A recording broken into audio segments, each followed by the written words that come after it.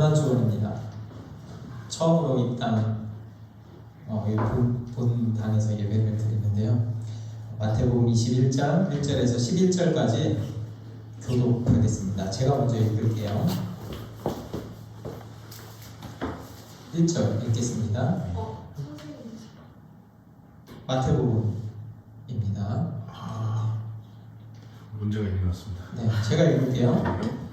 마태복음 21장 1절에서 11절. 그들이 예루살렘에 가까이 가서 감람산 벳박에 이르렀을 때에 예수께서 두 제자를 보내시며 이르시되 너희는 맞은편 마을로 가라. 그리하면 곧 매인 나귀와 나귀 새끼가 함께 있는 것을 보리니 풀어 내게로 끌고 오라. 만일 누가 무슨 말을 하거든 주가 쓰시겠다 하라. 그리하면 즉시 보내리라 하시니 이는 선지자를 통하여 하신 말씀을 이루려 하십니다. 일렀으되 시온 딸에게 이르기를 내 왕이 내게 임하였나니 그는 겸손하여 나귀 곧 멍에 매는 짐승의 새끼를 탔도다 하라 하였느니라. 제자들이 가서 예수께서 명하신 대로 하여 나귀와 나귀 새끼를 끌고 와서 자기들의 겉옷을 그 위에 얹음에 예수께서 그 위에 타시니 무리의 대다수는 그들의 겉옷을 길게 펴고 다른 이들은 나뭇가지를 베어 길에 펴고 앞에 가고 뒤에 따르는 무리가 소리 높여 이르되 호산나 다윗의 자손이여 찬송하리로다. 주의 이름으로 오시는 이여 가장 높은 곳에서 호산나 하더라. 예수께서 예루살렘에 들어가시니 온 성이 소돔하여 이르되 이는 누구냐 하거늘 무리가 이르되 갈릴리 나사렛에서 나온 선지자 예수라 하니라. 아멘. 나오네요? 네. 여러분 이런 말 들어보셨어요? 라떼는 말이야. 라떼는 말이야. 이런 말 들어보셨죠? 이게 뭐냐면은 윗세대가 본인의 경험을 가지고 아랫세대한테 조언하기 위해서 하는 말이죠. 그 조언이 이제는 세대의 차이를 대표하는 말로 변했습니다. 그 이유가 뭘까요? 그것은 똑같은 말이라도 받아들이는 사람의 가치관이나 감정이나 태도에 따라서 다른 말로 들리기 때문입니다. 그래서 시간이 흐름에 따라서 구세대와 신세대가 나뉘고 세대 차이가 자연스럽게 발생할 수밖에 없죠. 우리 부모님과 저만 봐도 세대 차이가 많이 나거든요. 저희 자녀들과 저를 봐도 세대 차이가 많이 나고요. 근데 요즘처럼 트렌드가 확 바뀌는 시대에서는 단 몇 년 차이만으로도 요즘 것들과 옛날 것들이 구별이 됩니다. 특별히 직장 내에서 세대 차이가 많이 있는데요. 이 사회생활에 능숙한 윗세대 그리고 이제 막 사회에 진출하는 아랫세대가 서로의 간극을 좁히지 못하면 세대 차이가 발생한다고 하죠. 그 두 가지 정도 예를 들어볼게요. 첫 번째는 여기 나왔나요? 넘겨주세요. 네. 이 출근이 복장이 자유인 곳이 있어요. 제가 회사 다닐 때 처음 출근 복장 자율화가 이루어졌거든요. 그때 어떤 사람이 자율화라고 하니까 슬리퍼를 신고 왔어요. 그래서 엄청 욕 들었거든요. 그게 자율이냐? 근데 받아들이는 젊은 세대는 자율이라며 이렇게 받아들이는 거죠. 성공에 대한 인식도 많이 바뀌었습니다. 젊은 세대일수록 성공적인 삶이 꼭 좋은 직장을 들어가야 되는 게 이꼴인 그 비율이 많이 줄었어요. 그러면 만약에 여러분 중에 누군가는 이렇게 생각할 수 있습니다. 야, 너도 살아봐. 인생 살아보면 어디 네 생각처럼 그게 잘 돌아갈 것 같냐? 좋은 직장 들어가야지 라고 조금이라도 생각한다면 나는 윗세대에 속할 확률이 높은 사람입니다. 그런 생각의 다름으로 인한 문제가 교회에서도 발생하고 있습니다. 다름으로 인한 교회 안에서의 분쟁도 일어나고요. 누군가는 그것 때문에 상처를 받기도 하고 심한 경우에는 교회를 떠나기도 합니다. 보통 문제가 아니죠. 그런데 이 가해자 이야기를 들어보면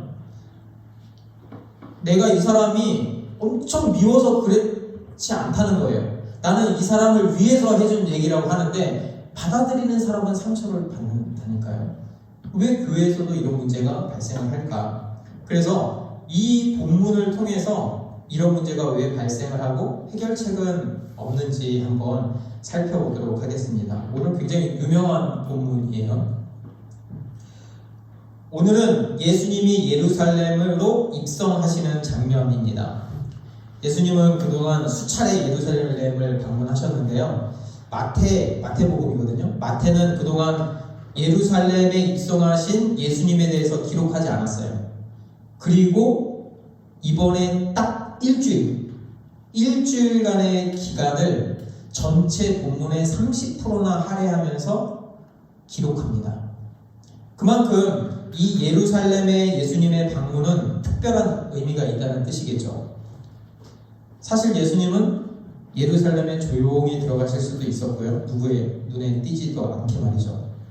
그런데 이번에 예수님은 정반대의 행동을 하시죠.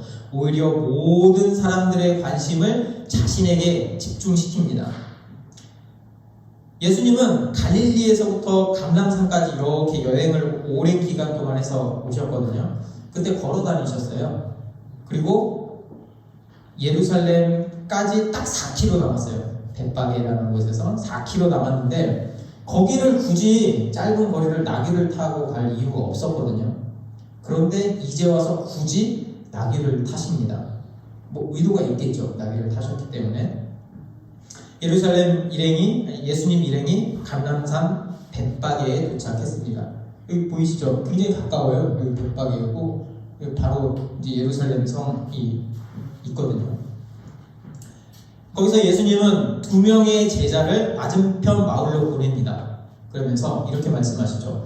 나귀 새끼와 나귀를 풀어서 끌고 와라. 그리고 누가 물으면 주가 쓰시겠다 하라고 답변까지 미리 일러주십니다. 이게 궁금하죠? 도대체 나귀 새끼를 왜 끌고 오라고 할까? 우리 고인물들은 안 궁금하죠? 다 아니까. 그렇죠? 근데 진짜 아는 건지는 몰라요. 그렇죠? 많이 들은 것하고 실제 아는 것하고 좀 다를 수 있으니까. 소설이나 드라마를 보면 복선이라는 말이 있습니다. 그건 앞으로 일어날 사건이나 상황을 미리 보여주는 장치죠. 요즘 굉장히 유명한 그 드라마 더 글로리 혹시 보신 분 있습니다. 글로리에서 보면 저는 못 봤어요. 그냥 기사에서 찾은 거예요. 거기 전재준이라는 사람이 있는데 그 사람이 색약이라고 해요. 색약이 있는데 이게 색깔을 제대로 구분하지 못하는 질병이죠. 그래서 주인공 문동훈이 재준한테 이런 말 하잖아요. 저 이거 기억하거든요. 너는 모르잖아. 알록달록한 세상. 그쵸? 그런 대사를 날리는데요. 전재준이 색약이라는 그 사실은 드라마 속에서는 아주 중요한 복선으로 작용을 하죠. 진짜 맞나요? 복선으로 작용하나요? 네, 저 기사로만 봐서 확인이 필요합니다. 근데 이 복선은 우리가 아는 것처럼 그 행위나 사건이 우연이 아니라는 것을 암시하거든요. 우연이 아니고 필연적인 인과관계가 있음을 미리 보여주는 겁니다. 성경도 많은 복선을 가지고 있습니다. 이 성경의 복선을 우리는 예언이라고 합니다. 한번 살펴볼까요? 오늘 읽은 본문을 보면 마태복음 21장 5절에서 시온 딸에게 이르기를 내 왕이 내게 임하나니 그는 겸손하여 나귀 곧 멍에 매는 짐승의 새끼를 탔도다 하라 하였느니라. 그런데 그게 스가랴 9장 9절에서 똑같이 예언이 되어 있어요. 복선으로서 이미 적혀 있었던 거죠. 그렇기 때문에 예수님께서 나귀 새끼를 타신 것은 그냥 갑자기 생각나서 이벤트로 한 게 아니고 복선이라는 거죠. 복선을 실현시켜주는 무엇인가 하는 거죠. 이 나귀 새끼를 탔다는 것은 그가 왕이라는 것을 보여주는 복선입니다. 그래서 4절을 보면 이는 선지자를 통하여 하신 말씀을 이루려 하심이라 라고 명확하게 마태가 기술하고 있죠. 여러분, 예수님은 왕이십니다. 구약의 예언, 우리 속된 말로 떡밥이라고 그러죠. 떡밥을 회수하는 왕이세요. 그 약속을 하신 것을 실현시켜주는 왕이십니다. 그렇기 때문에 믿음이라는 것은 그 예수 그리스도가 왕이라는 사실을 인정하는 거예요. 반대로 이야기하면 나는 왕이 아니라는 사실도 인정하는 거죠. 그렇기 때문에 나는 왕이신 하나님께 내 모든 것을 믿고 맡기게 되는 것입니다. 이것이 하나님 나라의 백성인 우리 성도들이 해야 될 마땅한 태도인 것이죠. 믿지 않는 사람들은 이렇게 반박할지 모르겠어요. 아니, 내 인생은 내가 주인이고 내 인생은 내가 마음대로 할 권리가 있잖아. 그리고 내 인생은 내가 개척하면서 살아가면 되지. 그게 뭔 하나님이야. 이렇게 이야기 많이 하거든요. 믿는 사람들 이런 얘기 많이 들어보고 고민도 많이 하죠. 과연 그럴까요? 제가 질문하고 싶어요. 저도 이제 윗세대 고인물로 올라가고 있잖아요. 과연 그럴까? 제가 지금까지 경험한 바로는 어느 누구도 자기의 삶을 책임질 수 있는 사람은 없다가 결론입니다. 2017년에 한 남자의 자살 뉴스가 있었습니다. 그 사람은 카페 베네, 잘 알죠? 그렇죠? 카페 베네를 성공시킨 당사자였습니다.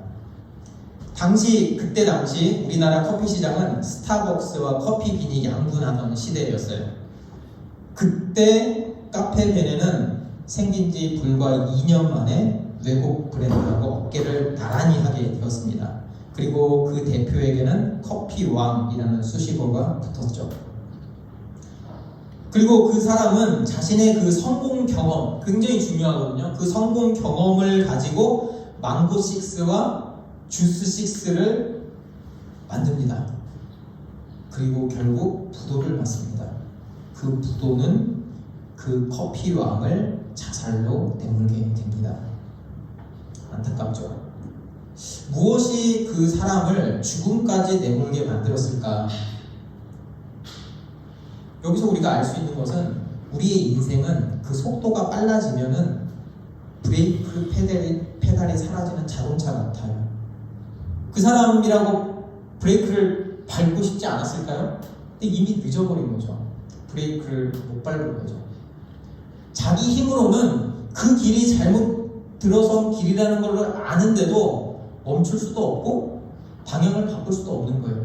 그러니까 죽음이라는 사실을 알면서도 그대로 끌려갈 수밖에 없는 것이죠. 어떻게 브레이크 없는 그 인생에 나를 맡길 수 있겠습니까?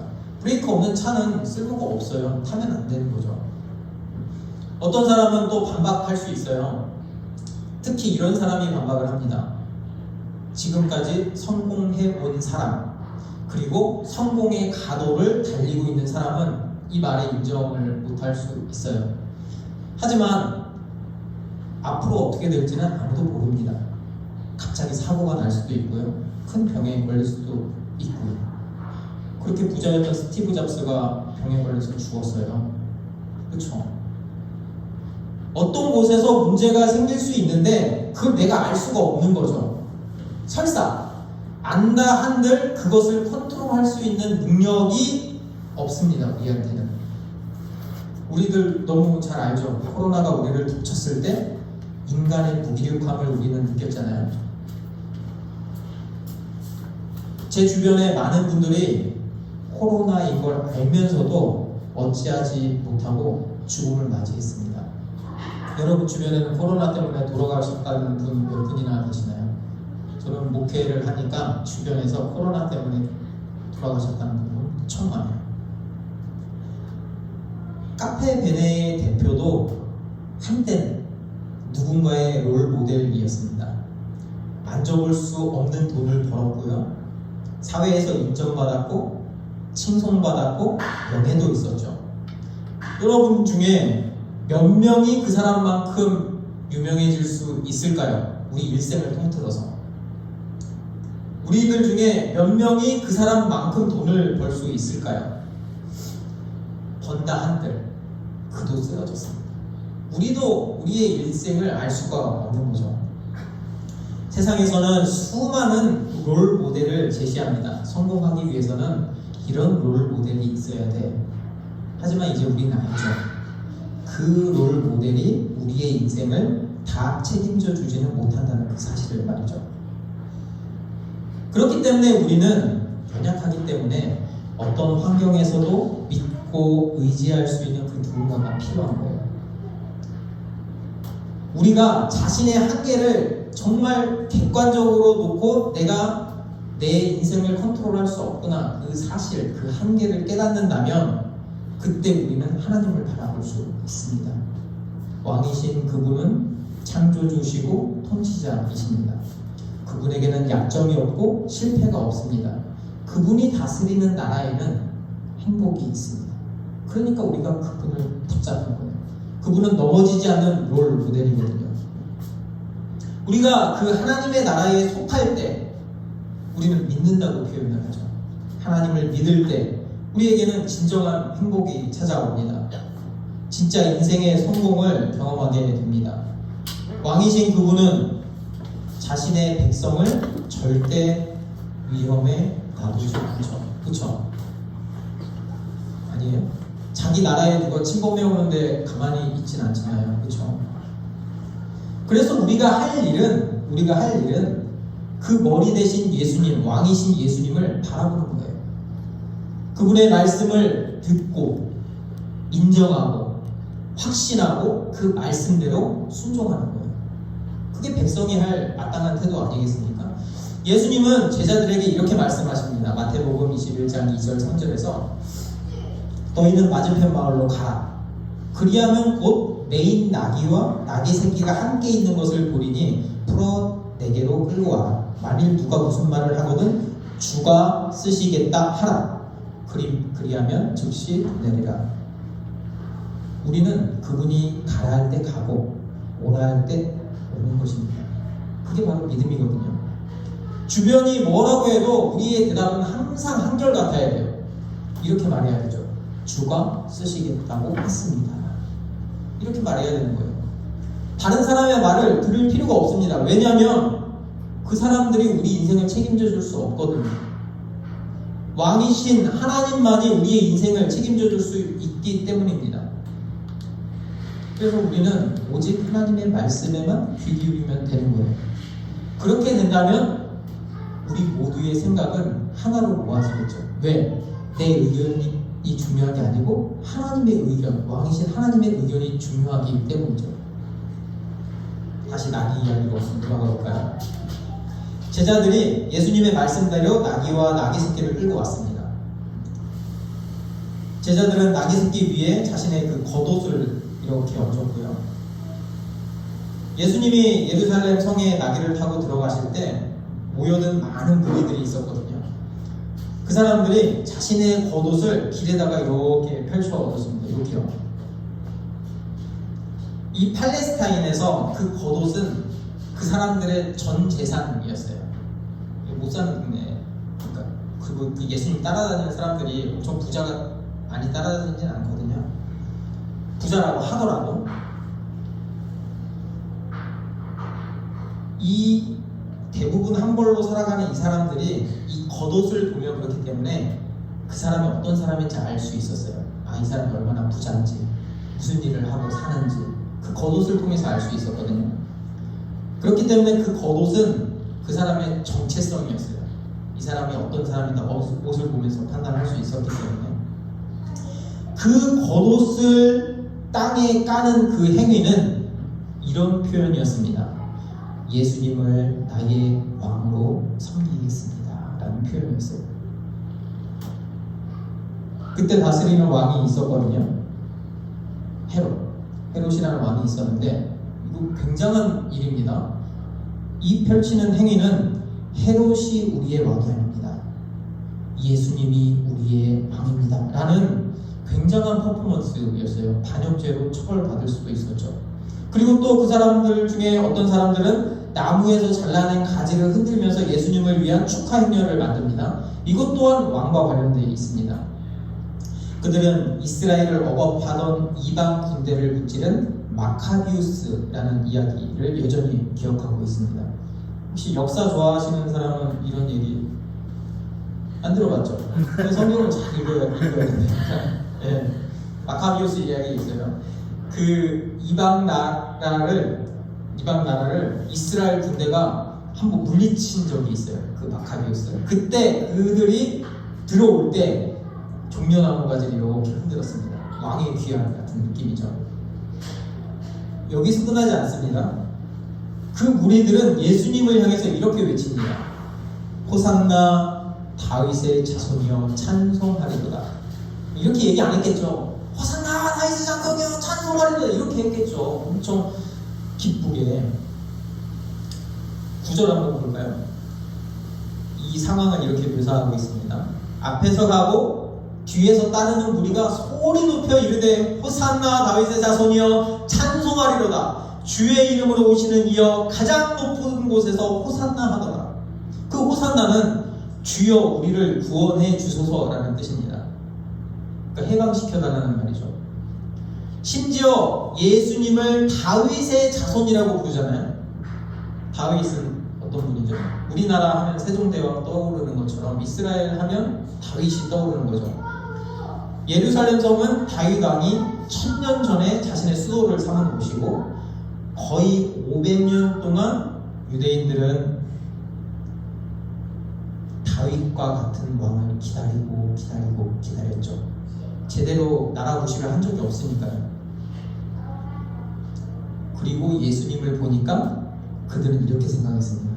이제 때가 왔다. 다윗의 이름으로 오시는 그 예수가 강력한 능력으로 로마를 쫓아내고 하나님의 나라를 이루어 줄 것이다 라고 생각한 거죠. 그러니까 이렇게 환영하겠죠. 그러니까 설마 죽을 수도 있는데 아주 담대하게 옷을 깔고 다윗의 자손이여 호산나 외쳤겠죠. 그런데 중요한 거는 예수님이 닭이 새끼를 타고 오셨다는 거예요. 닭위는 평화를 상징합니다. 그때 당시에 전쟁을 상징하는 것은 말이죠. 근데 아주 비유적 대조적으로 나귀를 타고 오신 거죠. 예수님께서 나귀 새끼를 타신 것은 그가 왕인데 전쟁의 왕이 아니고 평화의 왕으로 오셨다는 것을 뜻했어요. 사람들의 기대와는 완전히 다른 종류의 왕이었습니다. 예수님은 칼로 구원하시는 분이 아니었고요. 그렇기 때문에 로마와 전쟁을 하고 성을 차지하는 그런 왕은 아니었습니다. 그것이 그 나귀 새끼를 탄 예수님의 모습에 담겨진 의미입니다. 그리고 사람들은 그 사실을 곧 알게 됩니다. 그래서 그 환영하는 사람들이 돌변합니다. 십자가에 예수를 못 박으라고 소리칩니다. 이해가 되죠? 우리도 사회면에서 이런 거 많이 보잖아요. 그들이 기대했던 그가 돌변했을 때, 우리 그의 기대에 못 미쳤을 때 오는 그 충격과 상실감. 그러면 더 안티로 변하잖아요. 이 사람들도 그랬어요. 그러니까 예수를 죽이라고 소리칩니다. 부자비한 모습을 보이게 되죠. 그 생각의 다름, 제가 요즘에 그거를 많이 느끼고 있습니다. 가장 크게는 교회 인테리어를 하면서 이렇게 각자의 생각이 다를 줄 몰랐어요. 한 달이거든요. 한 달 동안 각 공정이 자연스럽게 넘어간 적이 단 한 번도 없습니다. 특히 인테리어마다는 개인의 취향이 반영되잖아요. 그 주관적인 영역이 굉장히 많아요. 내가 보기에 좋다 안 좋다 이렇게 하기 때문에. 그러니까 옆에서 어찌나 의견이 많은지 어찌나 시행착오가 많은지 이런 고민 많이 했어요. 주방 벽을 부숴야 되는지 말아야 하는지, 페인트색은 뭘로 해야 되는지, 천장은 노출로 해야 될지 말아야 될지, 기타 등등등등등 10년은 늙은 것 같아요. 이처럼 왕의 귀환이라는 똑같은 사건, 그 사건을 바라보는 서로의 생각이 달랐어요. 그들은 무엇 때문에 예수님의 그 입성을 기다린 걸까? 그들은 자신들의 그 오래된 그 소망, 그 바람, 그 영혼을 해결해 줄 수 있는 해결사를 원했어요. 그리고 예수가 바로 그 해결사일 거라고 생각한 거죠. 사실 생각해보면 로마의 압제, 우리가 만약에 일본의 압제를 받고 있으면 독립보다 더 중요한 게 뭐가 있겠어요? 로마의 압제를 받고 있는 이스라엘 사람들에게 있어서 그거보다 더 중요한 게 어디 있겠냐는 말이에요.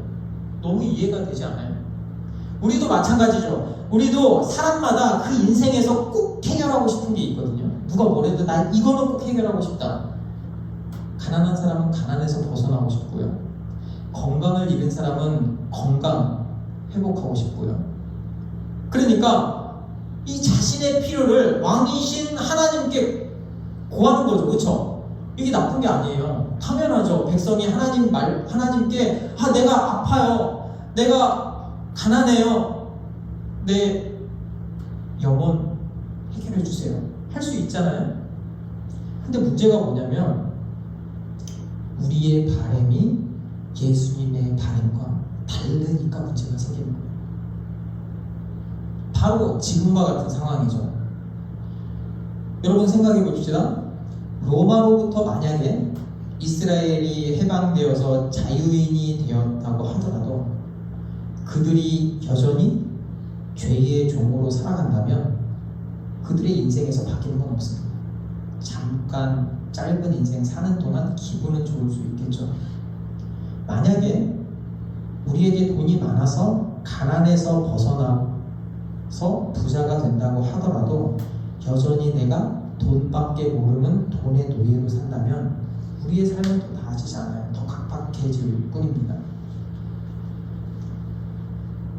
만약에 교회에서 우리에게 엄청난 은사가 있어도 그 은사를 가지고 공동체를 분열시키는 데 사용한다면 우리는 그것을 온전한 예배를 드렸다라고 말할 수 없습니다. 그거는 불의의 도구로 사용된 것이죠.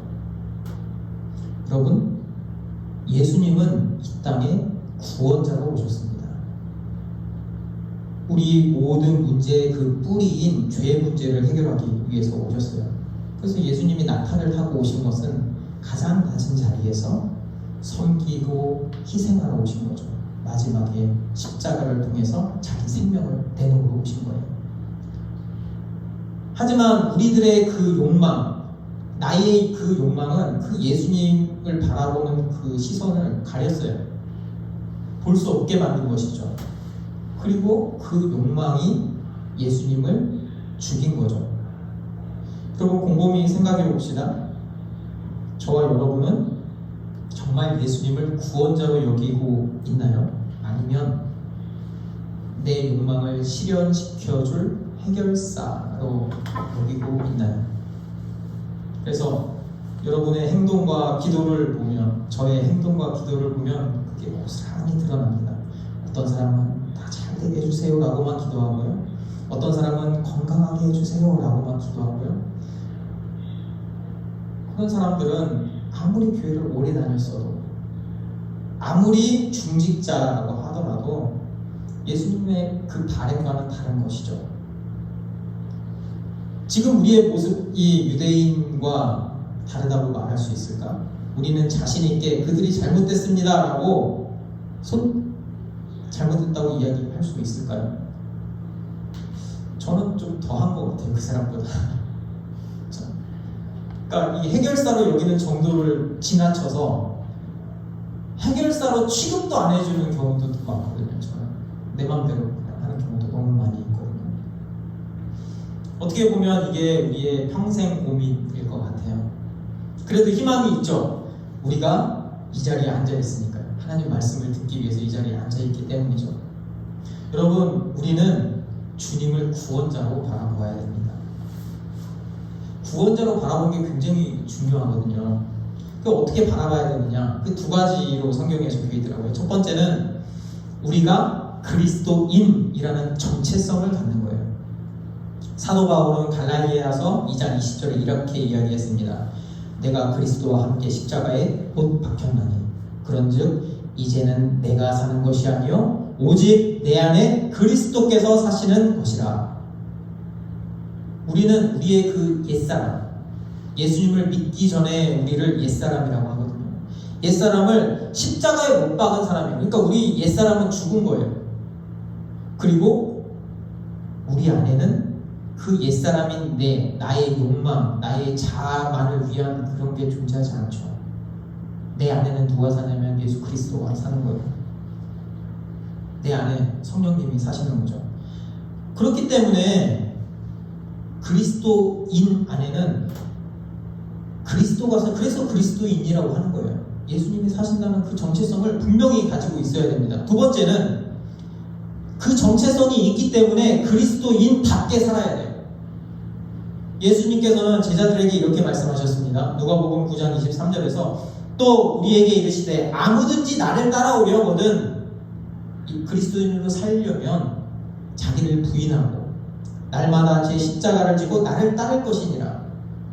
여러분, 위치가 사람을 만든다고 하잖아요. 그렇죠? 대통령은 우리처럼 하면 안 돼요. 행동하면. 그렇죠? 대통령은 대통령 직위에 맞는 일을 하는 게 맞아요. 그렇죠? 그런 사람이 대통령이 또 되고요. 왜냐하면 신분이 다르거든요. 그리스도인은 그리스도인답게 살아야 돼요. 그게 맞는 거예요. 자기를 부인해야 돼요. 자기를 부인한다는 말은 내 의견, 내 성질 이거 내려놓으라는 얘기예요. 교회 안에서 내 혈기, 내가 하고 싶은 거, 내 욕망 이거 내려놓으라는 거예요. 그리고 예수님만 바라보라는 거예요. 예수님처럼 살아가라는 거죠. 말씀을 붙들고 예수님이 말씀하신 것처럼 살아가라는 거죠. 그래서 옆에 지체를 사랑하고 섬겨주고 돌봐주고 오래 참으라는 거예요. 지난주에 제가 말씀드렸죠. 지금 이 공동체 안에서 나를 괴롭히는 사람이 아무도 없어요 하면은 내가 그 사람이라고. 그렇죠? 회개해야 돼요. 그게 십자가를 지는 삶이고 그리스도인의 합당한 삶의 모습입니다. 에베소서 4장 4절에서 이렇게 이야기해요. 몸이 하나요 성령도 한 분이시니 이와 같이 너희가 부르심의 한 소망 안에서 부르심을 받았느니라. 여러분, 우리 모두가 그리스도 안에서 하나예요. 하나된 공동체예요. 그래서 한 소망만 있을 뿐이에요. 한 소망만. 예수님의 시선에 우리의 시선이 머무르는 것, 그분처럼 살아가는 것, 그게 바로 하나된 교회의 모습 아니겠습니까? 만약에 다름이 있다면 그거는 똑같은 목표를 이루기 위해서 서로 각자의 위치에서 다르게 섬기는 거예요. 그게 뭐예요? 머리이신 예수님이 명령할 때 손은 따로 움직이고 발도 따로 움직이고 눈도 따로 움직이지만 그 목적은 뭐예요? 머리가 명령하는 그대로 하거든요. 그렇죠? 그 다름만 있을 뿐이라는 거죠. 결론을 한번 맺어볼까요? 사람이 어떤 사건을 바라볼 때 사람들의 생각은 각색입니다. 각자의 상황과 형편과 그 욕망에 따라서 생각이 서로 달라지죠. 안타깝게도 교회에서도 마찬가지입니다. 왜 교회에서 서로 생각이 다를까? 이 다름으로 인해서 서로 상처를 주고 상처를 받을까? 더 안타까운 것은 그 가해자가 탤런트가 많은 사람일수록, 직책이 높은 사람일수록, 특히 저처럼 목회자일수록 다른 사람에게 쉽게 상처를 주고 생채기를 낼 가능성이 너무 높다는 거죠. 우리는 이런 모습을 예루살렘에 입성하시는 예수님의 모습을 통해서도 봤습니다. 그럼 해결책이 뭐가 있죠? 첫 번째는 주님을 왕으로 인정해야 합니다. 내가 주인이 되면 내 인생의 주인은 나다라고 하는 순간 그 나의 왕국이 되는 거예요. 그럼 생각이 서로 달라질 수밖에 없죠. 예수님은 왕으로서 나귀를 타고 예루살렘에 입성하셨습니다. 주가 쓰시겠다고 하라, 그 말씀으로 그 주권을 나타내셨죠. 우리도 주님을 왕으로 고백해야 합니다. 왕이신 그분의 말씀에 순종해야 합니다. 그럴 때 우리의 생각은 하나 될 것입니다. 두 번째는 나를 내려놓고 주님의 뜻에 순종해야 합니다. 그리스도인답게 정체성을 가지고 살아야 한다는 것이죠. 예수님은 문제 해결사가 아니고요, 우리의 구원자이십니다. 이게 얼마나 중요하냐면 우리를 죽음에서 생명으로 건져내셨다는 것을 뜻하기 때문이에요. 그래서 그 사실을 안다면 내 의견이나 내 생각은 다 내려놓을 수밖에 없어요. 내려놓아야 돼요. 그리고 우리는 주님께 나를 딱 고정시키고 그분만 바라보고 그분의 말씀에 순종하면서 사는 거죠. 그럴 때 우리가 한 마음 한 뜻으로 생각하게 될 것입니다. 진정한 교회의 모습으로 살아가게 될 것입니다. 그 모습이 예수님이 우리를 구원하신 목적이고 이유죠. 그것이 진짜 인생의 성공이고 행복입니다. 이번 주가 고난주간의 첫 시작이에요. 여러분, 내 안에서 가장 귀한 게 뭔가요? 지금 내 인생에서 가장 귀한 게 뭔가요? 그게 바로 예수 그리스도가 되길 바랍니다. 예수 그리스도를 아는 것이, 그분의 이름을 부를 수 있다는 것이, 그분의 뜻대로 사는 것이 내 안에서 가장 귀하고 가장 소중한 것임을 깨닫는 시간이 되기를 바랍니다.